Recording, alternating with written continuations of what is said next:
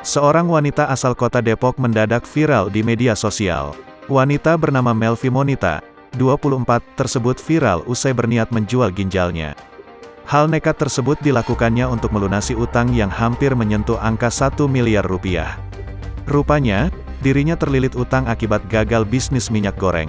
Hal tersebut disampaikannya di kediaman orang tuanya yang berada di Jalan Waru, Sukmajaya, Kota Depok. "Kenapa saya bisa terlilit hutang? Ya karena kan saya baru mulai bisnis.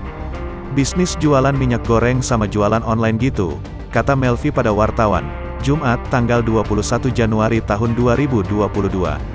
"Karena saya baru pertama kali, saya gak bisa mengendalikannya. Jadi saya mengalami kerugian yang cukup besar," timpalnya lagi.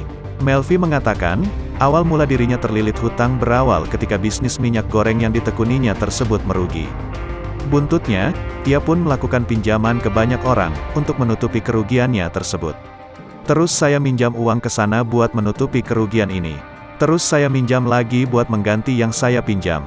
Jadi gali lobang tutup lobang," bebernya. Tanpa ia sadari, utang yang ia lakukan ini semakin menumpuk. Bahkan, nilainya hingga nyaris mencapai 1 miliar rupiah. "Cukup lumayan besar ya, kalau disebutin pasti kaget ya, sekitar hampir 1 miliar rupiah, kata Monita. Waktu pun terus berjalan hingga akhirnya Melvi harus berurusan dengan para penagih hutang. Dari sekitar 3 bulan yang lalu, orangnya sih kemarin-kemarin masih santai, cuma makin kesini mendesak supaya saya bisa menyelesaikan hutangnya. Jadi yang bikin bengkak bunganya itu, katanya, misalnya minjam 10 juta rupiah, dibalikinnya harus 15 juta rupiah. Terus bisa sampai 20 juta rupiah, timpalnya.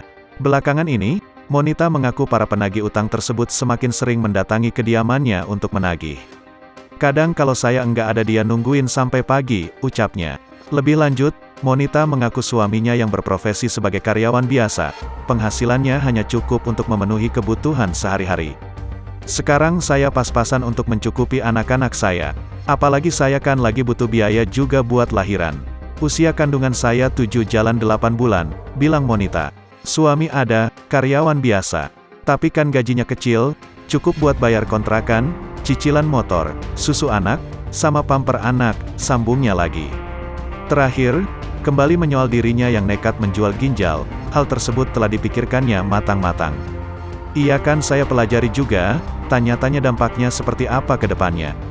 Saya sudah nerima sih, maksudnya sudah siaplah ke depannya seperti apa kalau ginjal saya sampai kejual," jelasnya. "Keluarga saya setuju, suami setuju. Suami saya juga setuju dan siap pasang badan kalau ada yang mau ginjal dia juga. Kalau ada yang mau ginjal saya kan otomatis nunggu saya lahiran ya, kalau lagi hamil belum bisa," pungkasnya.